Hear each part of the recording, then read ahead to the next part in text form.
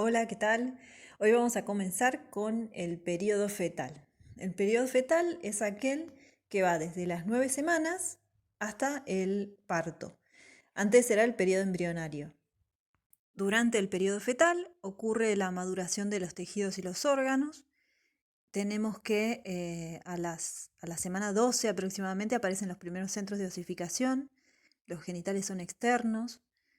Comienza la actividad muscular. Estos movimientos son reflejos porque el sistema nervioso todavía no está desarrollado. También tenemos que entre los 3, 4 y 5 meses el feto crece en longitud y a los 8 y 9 meses aumenta considerablemente de peso.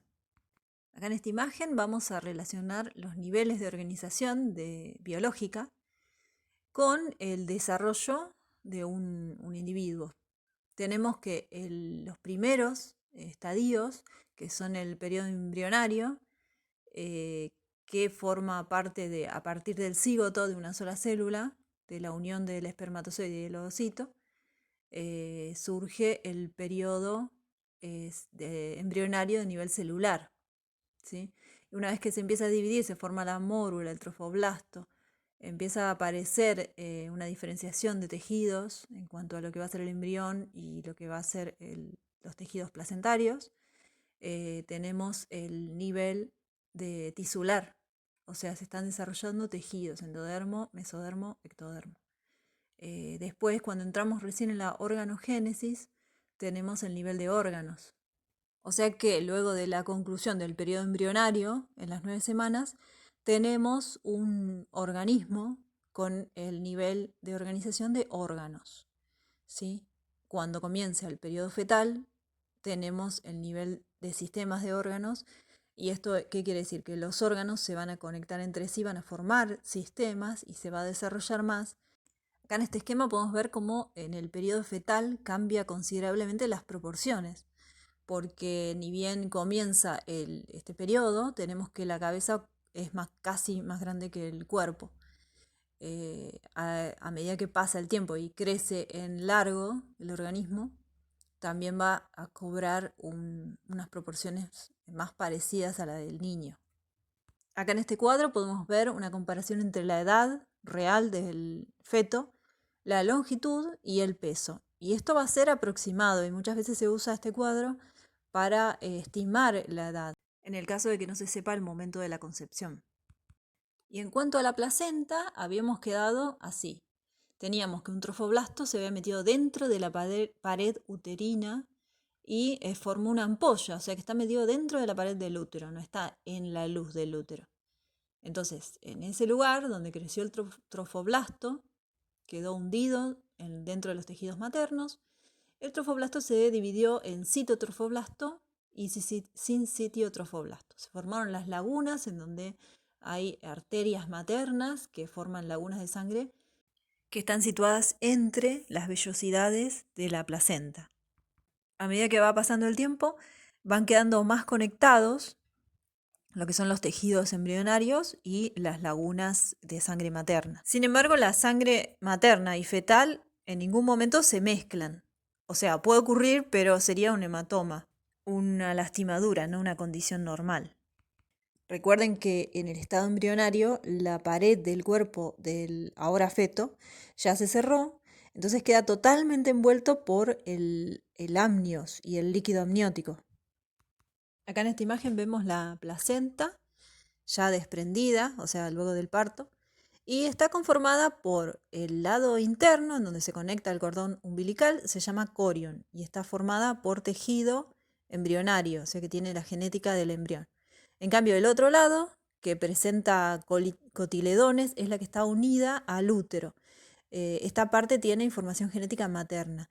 Luego del nacimiento hay que corroborar si está completa, si están todos los cotiledones, que deben ser alrededor de 15 y 20, y así sabemos que salió por completo y evitamos que se produzca una infección si llega a quedar un pedacito en el útero. Este tipo de placenta se llama hemocorial. Es la placenta que tenemos nosotros los humanos y el resto de los primates. Tanto la forma como el grado de conexión que tiene la placenta con el útero va a variar mucho en las distintas especies de mamíferos. De hecho, en los mamíferos marsupiales es donde la placenta es más diferente, y eso es porque está compuesta por el alantoides. La placenta hemocorial es la única que conforma estas lagunas de sangre y por lo tanto la única que en el parto hay sangre. En cuanto a las funciones que lleva a cabo la placenta, vamos a enumerarlas acá. Una es el intercambio de gases. Es común escuchar que las embarazadas deben respirar por dos, y esto es verdad porque el consumo de oxígeno es muchísimo mayor en las mujeres embarazadas. Sin embargo, la hemoglobina fetal es más afín que la hemoglobina del adulto. Esto es porque los eritrocitos maternos están compitiendo por el oxígeno con los eritrocitos fetales. Entonces la hemoglobina que tienen los embriones es mucho más afín por el oxígeno y por lo tanto le roban el oxígeno a los eritrocitos maternos. También tenemos un intercambio de nutrientes y electrolitos que hace que el feto continúe su crecimiento, y los requerimientos nutricionales de la persona gestante se incrementan en gran medida, vitaminas, minerales. Sin embargo, no lo hace tanto la cantidad de calorías consumidas. También es importantísimo la transmisión de anticuerpos maternos. Se transmiten vía placentaria, inmunoglobulinas maternas, y hay que tener en cuenta que el nuevo organismo se defiende con estas inmunoglobulinas ante posibles patógenos, y recién llega a tener la cantidad de inmunoglobulinas propias en niveles de adulto a los 3 años de edad. Así que todo ese tiempo está usando anticuerpos maternos. Por lo tanto, también es importante que esa transmisión de inmunoglobulinas continúe durante la lactancia. Y por último, de las funciones de la placenta, es que es un gran órgano endocrino. Tiene una función hormonal y empieza desde la producción de gonadotrofina coriónica humana al principio del embarazo, lo que le indica el cuerpo amarillo que ha ocurrido el embarazo. Continúa con una producción creciente de progesterona y estrógenos. Recién al 4.º mes produce suficiente progesterona para continuar por sí misma el embarazo y ya no depende más del cuerpo lúteo. Y también hay una producción de estrógenos que estimula el crecimiento del útero y de las glándulas mamarias. También se ha encontrado la presencia de una hormona que se llama somatomamopropina, que es similar a la hormona del crecimiento y que le da al feto prioridad sobre la glucosa sanguínea materna. Eso significa que si hay baja glucosa, la va a tomar el feto. Es por eso que a veces se ve que una embarazada puede desmayarse por baja glucosa en sangre. En cuanto al cordón umbilical, vamos a ver que está formado por un pedículo de fijación, donde van a ocurrir sendos vasos sanguíneos, y también está la salida del saco vitelino, que va a continuar su regresión hasta incorporarse totalmente dentro del cuerpo. También podemos ver que dentro de las 10 semanas todavía existe el asa intestinal, que es un pliegue del intestino que después termina por incorporarse dentro. El cordón umbilical está formado por fuera por amnios, y también tiene el alantoides por dentro. Se comunica con la parte coriónica de la placenta y va a llevar y traer sangre embrionaria. Por otro lado, el líquido amniótico tiene varias funciones. Una es a modo de amortiguación de los movimientos de la madre y también del mismo feto que se empieza a mover en este estadio. También evita que el embrión se adhiera al amnios. El volumen del líquido amniótico se reemplaza continuamente y cada 3 horas. Y a partir del 5.º mes, el feto empieza a tragar el propio líquido amniótico. También hay que destacar el líquido amniótico, que tiene la función de amortiguamiento de los movimientos externos de la madre y también de los movimientos internos del feto. También evita que el embrión se adhiera al amnios. El volumen del líquido amniótico se reemplaza todo el tiempo, cada 3 horas.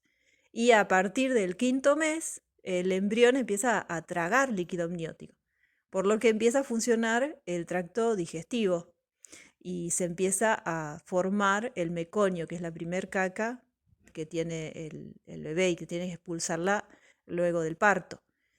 También como empieza a funcionar el sistema renal, o sea, ya funcionaba, pero el líquido era poco por el tamaño.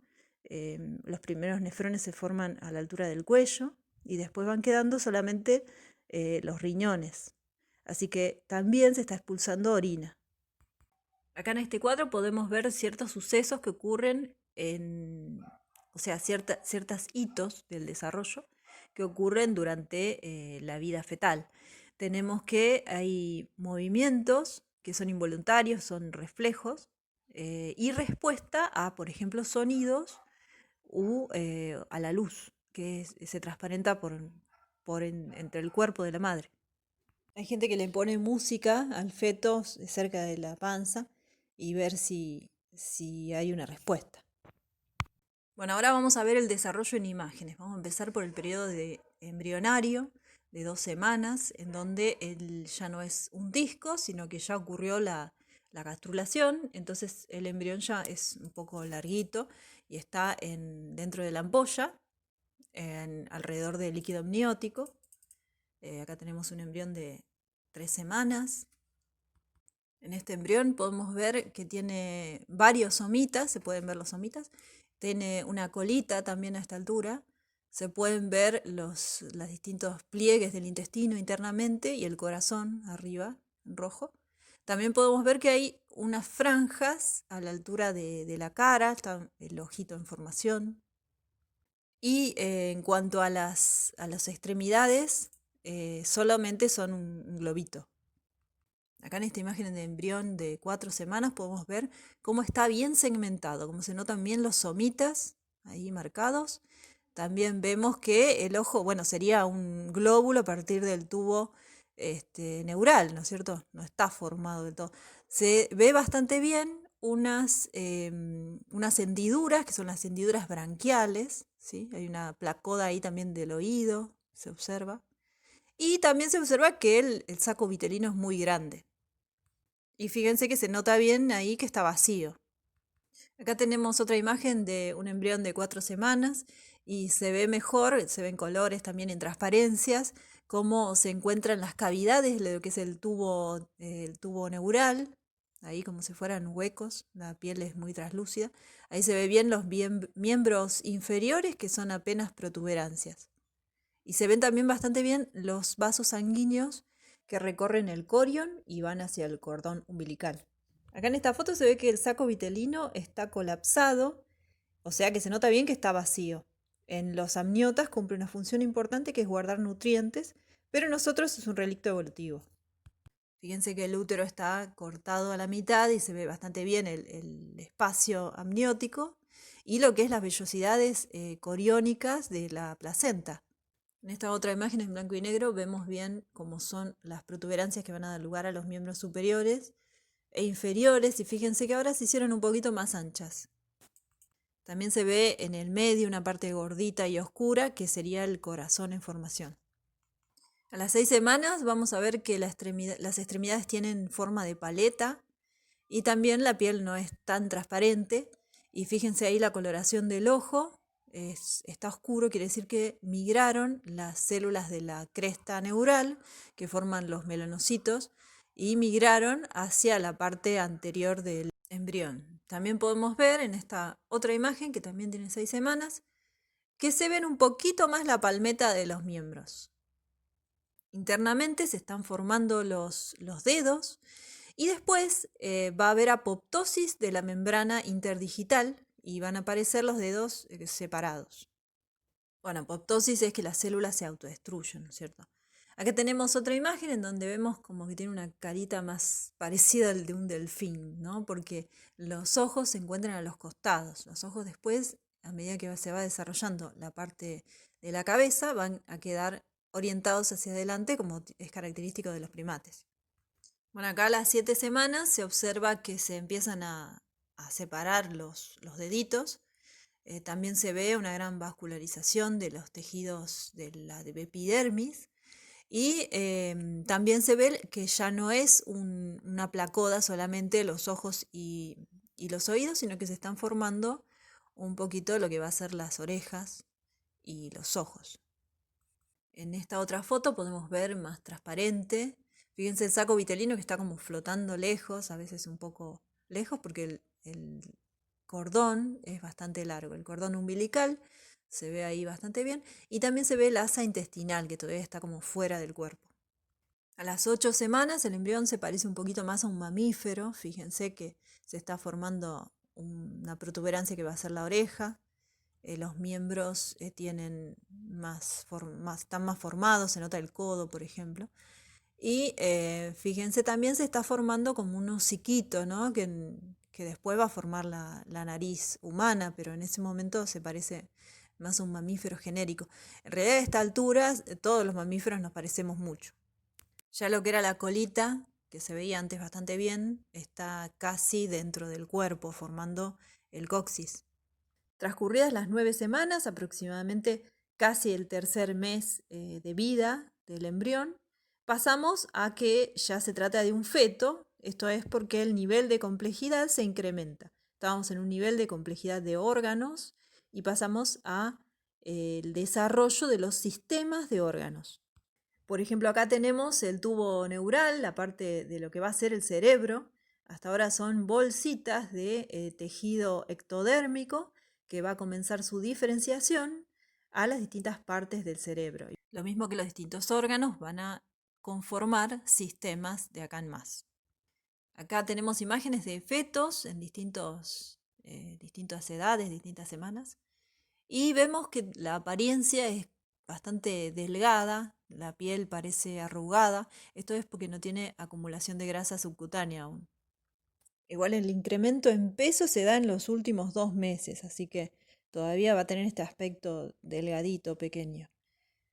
A esta altura el feto tiene un lanugo, que es un pelito que, bueno, puede continuar luego del nacimiento y después se le va cayendo.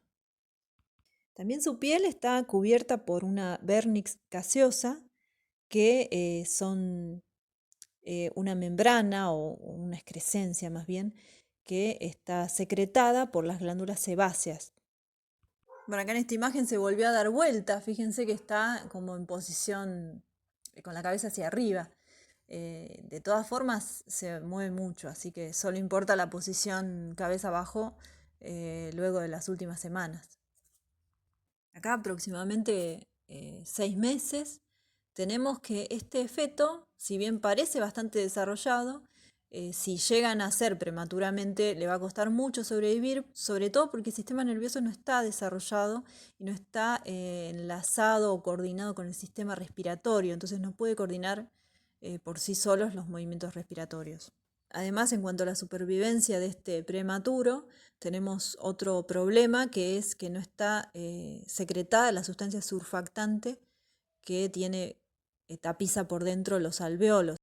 Bueno, y en todo este tiempo poco hemos hablado del cuerpo gestante, ¿no?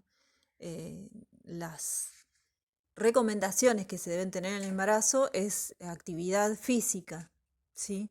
Nosotros en la sociedad occidental, o más bien el mundo globalizado, no tenemos muchas posiciones de cuclillas, por ejemplo, o las posiciones de sentados en el suelo.